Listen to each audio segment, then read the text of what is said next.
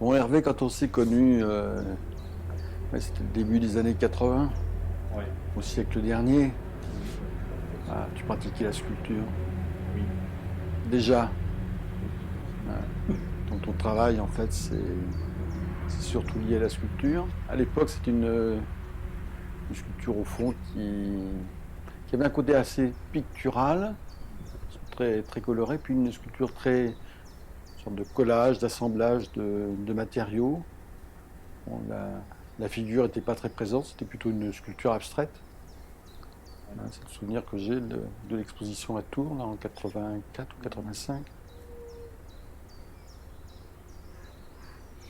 Finalement, moi, je me sens toujours un peu à la bordure de la peinture et un peu à la lisière de la peinture et de la sculpture.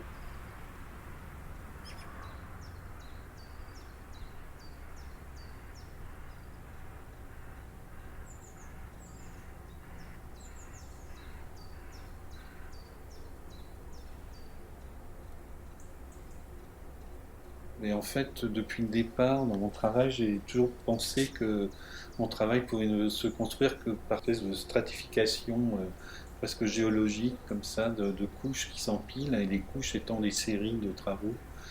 Et finalement, c'est pour ça que les choses sont très. Parfois, les séries sont différentes les unes des autres, mais elles parlent un peu de la même chose. En tout cas, elles perpétuent le récit. Et ce récit, il passe par les objets, par l'assemblage, par la connexion que les objets se font sur la sculpture. C'est-à-dire que finalement, la sculpture, l'objet sculpture ou l'installation crée un moment qui fait que les, les objets, les photographies, les dessins, les choses se nouent à ce moment-là sur la sculpture et trouvent une logique.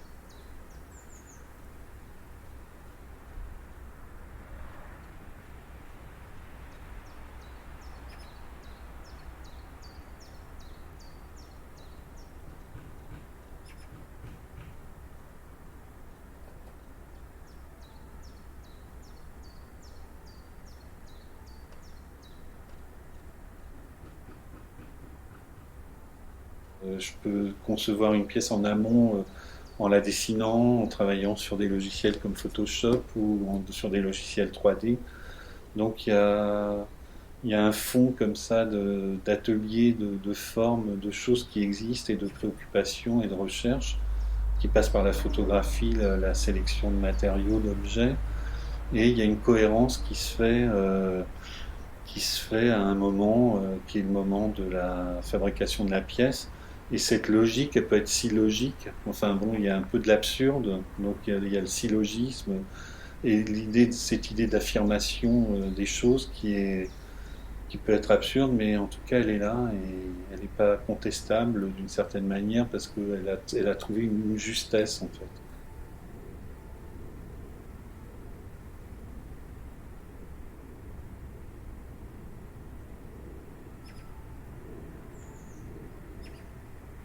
Je travaille de plus en plus en partenariat avec des gens qui ont un métier, qui ont une connaissance. Quand j'ai fait la résidence à la faïencerie en Rio, c'était avec des compétences, des gens qui avaient des compétences que j'avais pas et qui permettaient de concevoir aussi les pièces, ça fait avancer les pièces. Parce que moi, à un moment, j'ai les bribes de connaissances sur certaines techniques, mais je les Mmh. maîtrise pas. Mmh.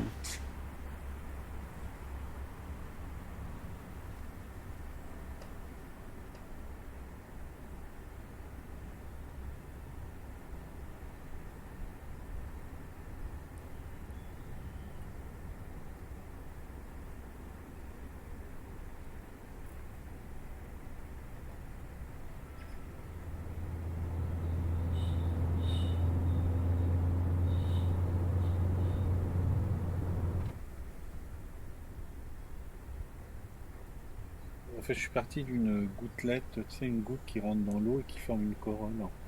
Et donc, ça crée tout un tas de remous.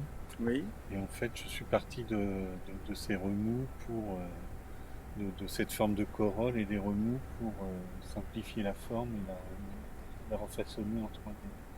Et en fait, ce qui est intéressant aussi dans le 1%, c'est qu'on a pu travailler, moi j'ai travaillé avec un ferronnier, mais j'ai aussi travaillé avec l'architecte.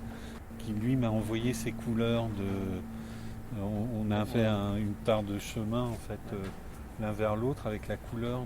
Et alors ce qui est intéressant, bon là la lumière est très très directe, mais quand elle est plus rasante et plus diffuse, en fait le vert est un peu plus vert d'eau, plus gris, et il diffuse vraiment les volumes avec beaucoup plus de douceur.